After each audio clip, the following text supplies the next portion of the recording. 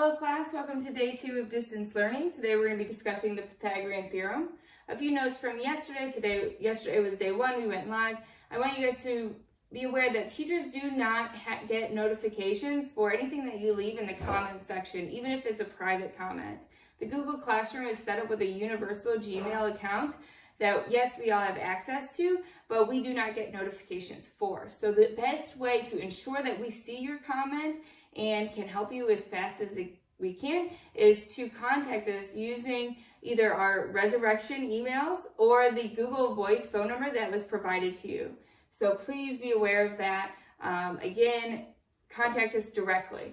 All right, so let's get started. So we're going to be talking about the Pythagorean Theorem, and the Pythagorean Theorem relates to right triangles. So you must have a 90-degree angle here in order for to use the Pythagorean Theorem. Okay, so the Pythagorean Theorem starts with, well, what is the hypotenuse?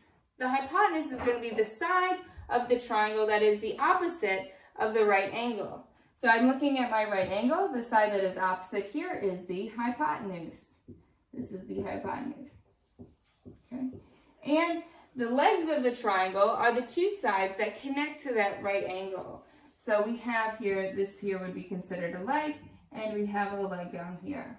Okay. So that would be the three sides of my triangle. I have a leg, and a hypotenuse. And the Pythagorean Theorem says that if I take my legs and I square them, then that is going to be equal to my hypotenuse squared.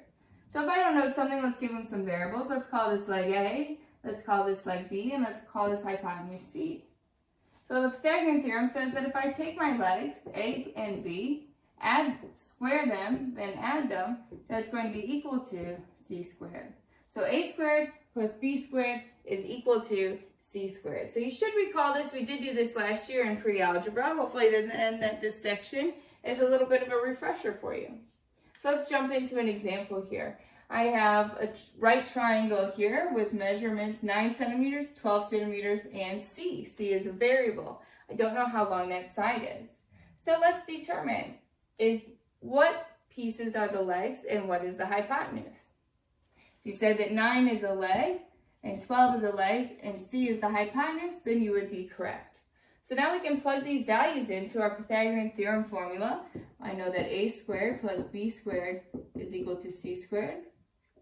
Let's let 9 be A, so I have 9 squared plus, let's let B be 12 squared is equal to C squared. Make sure that you square your numbers before you add them. So this 9 squared will be 81 plus 12 squared, which is 144, is going to be equal to C squared. Now I can combine my like terms by adding. 81 plus 144 is going to be 255.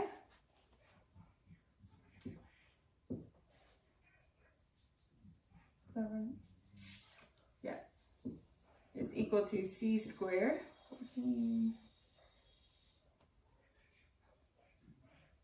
Oh, I'm sorry, not 255, 225. Okay, that looks more correct. And now we will finish this by taking the square root of both sides. And the square root of 225 will be 15 is equal to C. Remember, when you square root this number, these are opposites. And we're only interested in the positive value because, again, we're talking about triangles and distances of a triangle. The legs cannot be negative. So we're only interested in the positive square roots in this section. So C here is equal to 15 centimeters. Can't forget our units. Okay. And this next example, a fire truck with a 30-foot ladder parks 16 feet from the base of a building. So as soon as I read a problem like this, that's going to tell me that maybe I should draw a picture. Okay. So here's my building. Okay. And perhaps there's an unfortunate fire in our building. Okay. And a fire truck is now going to park 16 feet from the building. So here's my fire truck, represented with the red square here. Give it some wheels. Okay. And on that fire truck is going to be a 30-foot ladder. A 30-foot ladder. And in order to reach the building, they're going to extend the ladder. And it says also that we are 16 feet from the base of the building. If the truck is 10 feet tall, how high can the ladder reach? So this distance here is going to be 10 feet tall. How high can the ladder reach? Okay. So this looks like, now, can you see what we're trying to form? In order to use our lesson today, the Pythagorean Theorem, we need to form a triangle. So notice here that the length of the ladder, the side of the building, and the base between them all now forms a right triangle. Okay.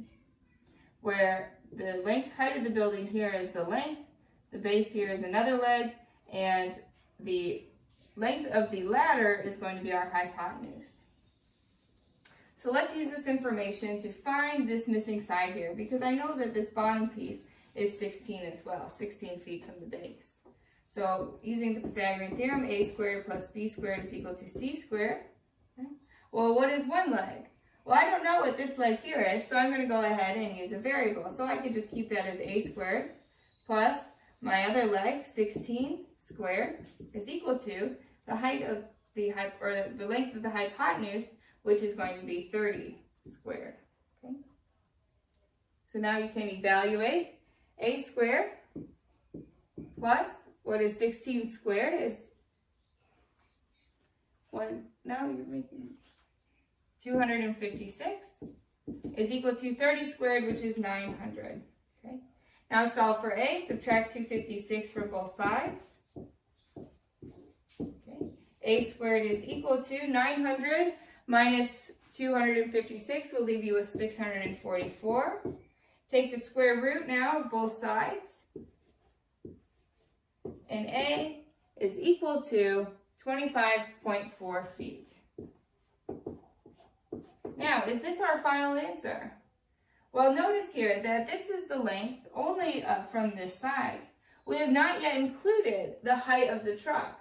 So I want to know how high can the ladder reach in total. So to find that total, I now need to take my value, 25.4 feet, and add to it the 10 feet, which is the height of the truck. So your final answer should be that the ladder can reach 35.4 feet. Now I don't have enough room for my answer sentence, but you should write one on include one in your answer. So the ladder can reach 35.4 feet.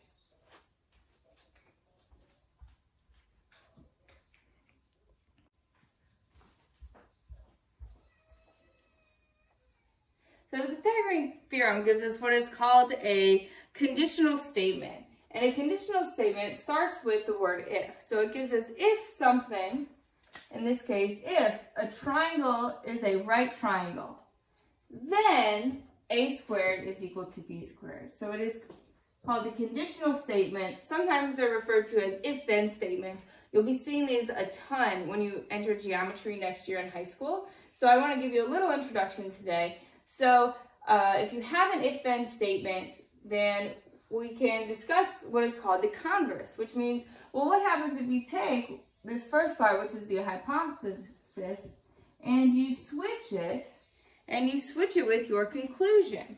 So if a triangle is a right triangle, then a squared is equal to b squared. Well, my question then is the converse true? If a squared is equal to b squared, then the triangle is a right triangle. So notice how they switched here. These are called converse. When you switch the hypothesis with the conclusion. And for the Pythagorean Theorem, both of these are true. So if a triangle is a right triangle, then we can use the Pythagorean Theorem, a squared plus b squared equals c squared. And the Pythagorean Theorem's converse is also true. So if a squared plus b squared is equal to c squared, then those three sides will create a right triangle. Let's look at some examples related to that. So are these three measurements a right triangle? Remember that A and B are your legs and C is your hypotenuse. The hypotenuse is always the longest side of the triangle. So a hint there, whichever value is the largest is always assigned to the hypotenuse, okay? So now we can plug this into the Pythagorean Theorem. Is 5 squared plus 12 squared going to be equal to 13 squared? So you should evaluate the left, evaluate the right to see if they match. So 5 squared is 25, plus 12 squared is 144. Add those together, you should have 169. Is that equal to 13 squared? And 13 squared is 169. So the answer is yes. It is a right triangle. Yes, it is a right triangle. Okay. How about the next one?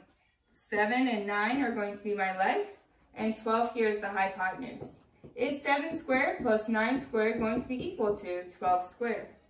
7 squared is 49, plus 9 squared is 81. Is that equal to 144? 49 plus 81 here looks to be 130. Is that equal to 144? And the answer is no, it is not a right triangle. No, it is not a right triangle.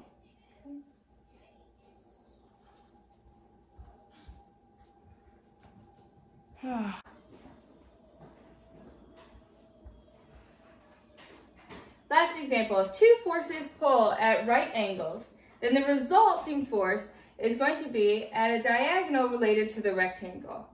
So if I'm pulling in one direction, let's call this force A, and there's another directional pull that is at a 90-degree angle, call this force B, then the result is that they create a force that is a diagonal of the, I could fill this in here, and then you see how I have a rectangle of force, and the resulting force would be, though, be this diagonal that cuts through my rectangle. And we can call this here force C.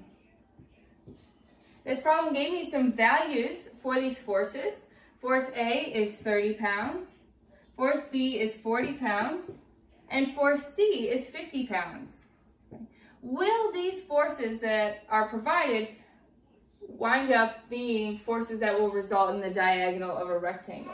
So notice here that we have created a right triangle. Notice here that we have created a right triangle, which means that we can use today's lesson about the Pythagorean Theorem. Okay? My left leg here is 40. My bottom leg, since this is a rectangle, will be the same as the top here, which is 30 pounds.